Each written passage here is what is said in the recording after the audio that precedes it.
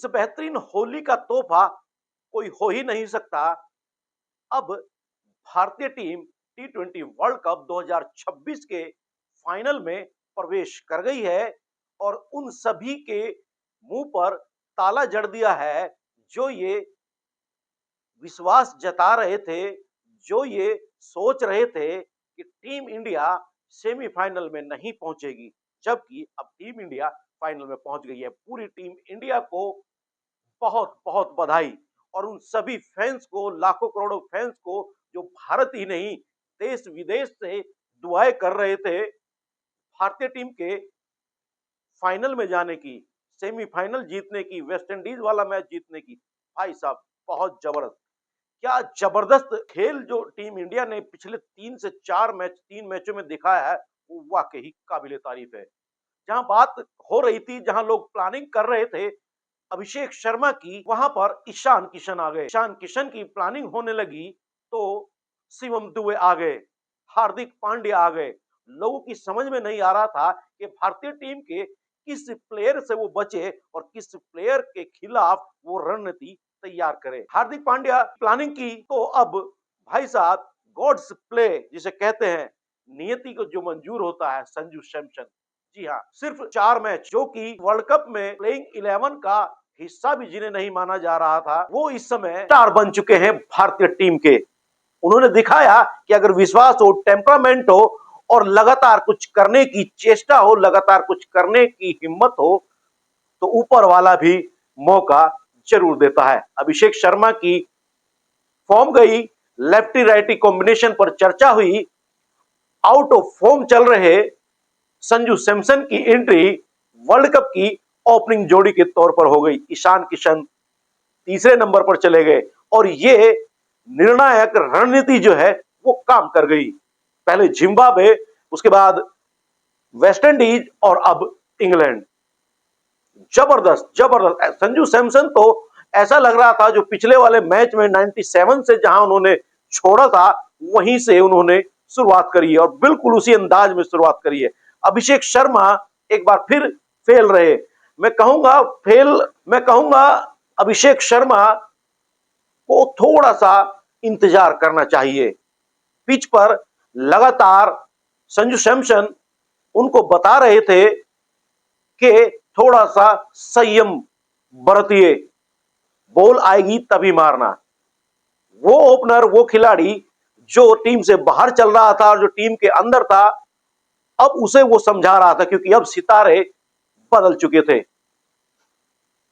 अभिषेक शर्मा ने फिर जल्दबाजी दिखाई और ऑफ स्पिन के खिलाफ उसी एरिया में कैच दे बैठे जहां वो पिछली कई बार आउट हुए हैं। हालांकि अभिषेक के अलावा जितने भी बैटर थे, जितने भी बैट्समैन थे, उन्होंने बहुत जबरदस्त।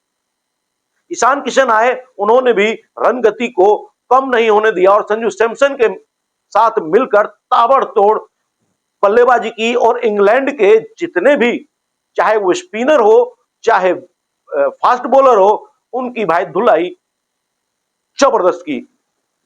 हालांकि वो भी स्पिन पर आउट हुए, लेकिन जब तक वो 38 रन का अहम योगदान दे चुके थे। उसके बाद कप्तान ने अपना बैटिंग ऑर्डर चेंज किया और क्योंकि स्पिनर थे तो शिवम दुबे, जी हां, जिन्हें कहा जाता है उनका लठ जो घूमा है स्पिनर्स पे, भाई साहब जो 43 रन उन्होंने बनाए हैं वो भी बहुत महत्वपूर्ण है। उसके बाद तिलक वर्मा, हार्दिक पांड्या ने भी अपनी अपनी ओर से जबरदस्त योगदान दिया और स्कोर को 250 के पार पहुंचा दिया।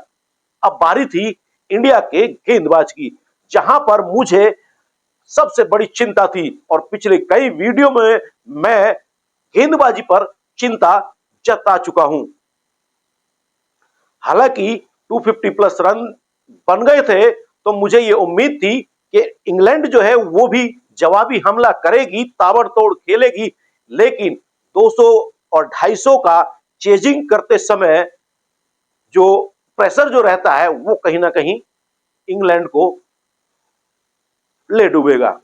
हालांकि इंग्लैंड ने जब शुरुआत करी तो बहुत बढ़िया शुरुआत के साथ साथ उन्होंने विकेट भी जल्दी गंवाए।